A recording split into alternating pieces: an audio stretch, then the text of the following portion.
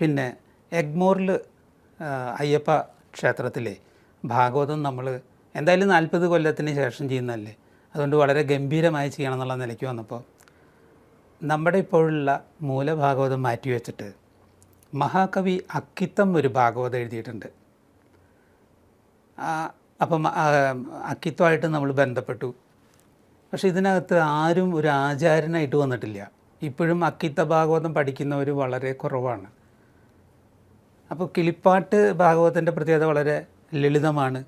എനിക്കാണെങ്കിൽ അത് കേൾക്കാൻ പറ്റിയിട്ടില്ല കേട്ടോ, അതുകൊണ്ട് ഞാൻ ആ ഭാഗത്തേക്കിട്ട് പറയുന്നില്ല. പക്ഷേ അതിൻ്റെ ആചാര്യന്മാർ പറഞ്ഞു, എന്നോട് ജയലക്ഷ്മി ടീച്ചറൊക്കെ പറഞ്ഞു വളരെ നന്നായിട്ട് എഴുതിയിട്ടുണ്ടെന്നുള്ളത്. അതുപോലെ തന്നെ മഹാകവി നമ്മുടെ മൂലമുണ്ടല്ലോ ഭാഗവതത്തിൻ്റെ, അതിൻ്റെ വൃത്തവും വരികൾ അക്ഷരങ്ങളുടെ എണ്ണം അങ്ങനെ വെച്ചുകൊണ്ട് തന്നെയാണ് അക്കിത്ത ഭാഗവതം എഴുതിയിരിക്കുന്നത്.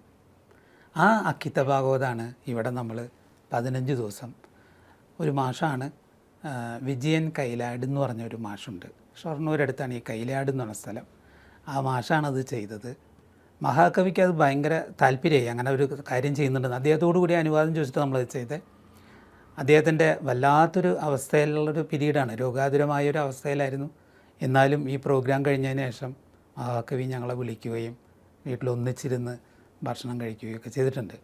അപ്പോൾ ഈ അക്കിത്ത ഭാഗവതം പ്രചരിപ്പിക്കണമെന്ന് എന്നോട് അദ്ദേഹം പറഞ്ഞപ്പോഴും ഞാൻ അദ്ദേഹത്തോട് ഒരു കാര്യം ഞാൻ പറഞ്ഞു, നമുക്കത് എത്ര പെട്ടെന്ന് സാധ്യമാവുമെന്ന് പറയാൻ പറ്റില്ല. ഒന്ന് പഠിക്കാനുള്ള ആളുകൾ, അങ്ങയുടെ ആശയങ്ങളായിട്ട് പൊരുത്തപ്പെടുന്ന ആളുകൾ അത് പഠിക്കണം. അങ്ങ് ജീവിച്ചിരിക്കുമ്പോഴേ അത് ചെയ്തിരുന്നെങ്കിൽ പെട്ടെന്ന് എളുപ്പമായേനെ. അങ്ങക്കിപ്പോൾ അതിനുള്ളൊരു മാർഗ്ഗമില്ല.